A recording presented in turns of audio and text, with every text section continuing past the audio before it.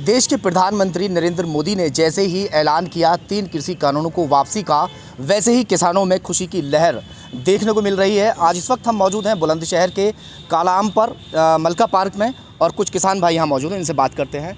जिस तरह 3 कृषि कानूनों को वापसी का ऐलान हुआ है, क्या कहेंगे इसको लेकर? जो आज इन्होंने रद्द किए हैं तीनों काले कानून, अगर ये तीनों काले कानून अब से 1 साल पहले रद्द हो गए होते तो जो हमारे किसान भाई शहीद हुए हैं वो किसान भाई शहीद नहीं होते।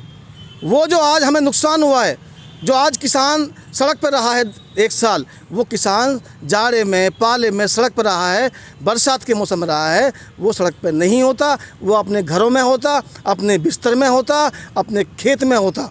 और इन्होंने जो हमें गालियाँ दी हैं, इस चीज़ का हमें दुख है। कभी हमें खालिस्तानी कहा है, कभी पाकिस्तानी कहा है, कभी आतंकवादी कहा है हमारे लिए। तो हमें शिकायत इस सरकार से ये शिकायत है कि हमें इस देश के हिंदुस्तान के किसानों को, इस देश की रीढ़ की हड्डी को कभी खालिस्तानी कहा गया, कभी आतंकवादी कहा गया, कभी पाकिस्तानी कहा गया है। और आज इतनी खुशी हुई है। आज हम इस कालाअंब पे बहुत सभी किसान भाई क्षेत्र से आए हैं, सभी एकत्रित हो रहे हैं यहाँ पे, और अपने यहाँ पटाखों से, आतिशबाजी से अपने किसान संतुष्ट हैं आप? क्या कहेंगे? संतुष्ट नहीं है सर। अभी संतुष्ट इसलिए नहीं है कि सरकार ने किसानों के बीच अपना विश्वास खो चुकी है। सरकार कहती थी 2022 में हम किसानों को आय डबल कर देंगे। ठीक, 1.5 महीना बाकी है। क्या फार्मूला है? किसानों की आय डबल की जगह और ये आधी कम हो गई है। जो आय किसानों की 2014 में थी, हम तो उस आय को मांग रहे हैं, या हमारी जो है उसे जमाए, उसे ही रहने दें। इतनी भारी क्षति हुई है। अभी जो ये बारिश जो हुई थी, जो धान की फसल पककर तैयार थी, कटी हुई थी, सारी फसल बर्बाद हो गई। उसका कोई मुआवजा किसान को नहीं मिला। जब तक ये लोकसभा में कानून निरस्त नहीं हो जाते, तब तक हमें ये नहीं लगेगा ये कानून जो खत्म हो गए भी काले कानून। जिस तरह ऐलान हुआ है कृषि कानूनों को वापसी का, क्या कहेंगे उसको लेकर? कितने संतुष्ट हैं आप? संतुष्ट तो हैं, क्योंकि ये किसान की जो आज़ादी की लड़ाई थी उसे आज वो जीता है।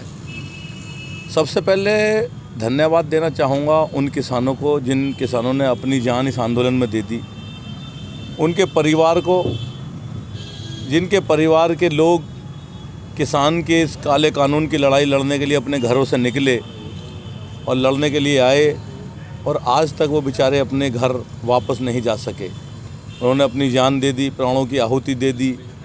कुछ ठंड से मरे, कुछ बीमारी से मरे, लेकिन उनके कदम पीछे नहीं हटे। आज उनके घर वाले, जो उनके परिवार के लोग हैं, वो सबसे ज़्यादा बधाई के पात्र हैं कि वो लोग, उनके परिवार के सदस्य अब कभी ज़िंदगी में घर वापस नहीं लौट सकेंगे। लेकिन 1 साल में लगभग 700 किसान शहीद हो गए। क्या उनकी शहादत को आप लोग भुला पाएंगे?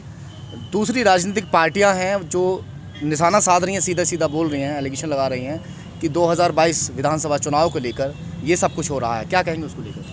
812 किसानों ने अपनी जान दी है, और ये जो लड़ाई है, ये किसान की सही मायने में जिसको गुलामियत की तरफ जो धकेला जा रहा था, उसकी जीत हुई, जैसे आज़ादी मिली है। इन किसानों को आपने देखा टीवी चैनलों के माध्यम से, इन्हें क्या क्या नहीं कहा गया, इन्हें खालिस्तानी बताया गया, इन्हें आतंकवादी बताया गया, इन्हें किस किस नामों से जो है इन्हें नवाजा गया, क्या क्या उपलब्धियां इन्हें नहीं दी गई। लेकिन ये किसान निडर होकर, अडिग होकर लड़ता रहा। आज ये उसकी जीत है। सरकार ने मान लिया कि किसान जो सड़क पर बैठा था, वो किसान सही मायने में किसान था, और उसकी मांगें जायज़ थी। ये कानून गलत थे, और सरकार ने इन्हें वापस लेके ये साबित कर दिया कि किसान ठीक था। किसानों का ये कृषि कानून को लेकर जिस तरह विरोध चल रहा था, 1 साल का लंबा समय होता है, और इसमें काफ़ी क्षति भी हुई है, जान की भी और माल की भी। क्या सरकार ने ये इतनी देर के बाद में ये जो कदम उठाया है, ये सराहनीय कहेंगे या देर से उठाया, क्या कहेंगे? ये जो कदम उठाया है और उन्होंने साबित किया किसान ठीक था, मेरा मानना ये है कि सरकार अगर इसे समय रहते पहले ही मान लेती, लेकिन सरकार अपनी जिद पे अड़ी रही, और किसान अपने सही मांग पर अड़ा रहा। किसान की मांग जायज़ थी, सरकार अपनी जिद पे थी। अगर सरकार सही समय पे इस निर्णय को ले लेती तो ये 812 किसान आज अपने परिवार में होते, देश का नुकसान ना हुआ होता, कृषि का नुकसान ना हुआ होता, किसान के मरने से परिवार का नुकसान होता है, देश का नुकसान होता है, खेती का नुकसान होता है, कृषि का नुकसान होता है। ये नुकसान नहीं होता और समय रहते अगर से वापस ले लिया जाता। अभी तो वहाँ से हटने के लिए मना कर रहे हैं टकैत जी ने भी अभी हमारी कुछ मांगें रह गई हैं, जैसे एमएसपी की गारंटी है जो बहुत मुख्य मांग थी हमारी, वो है।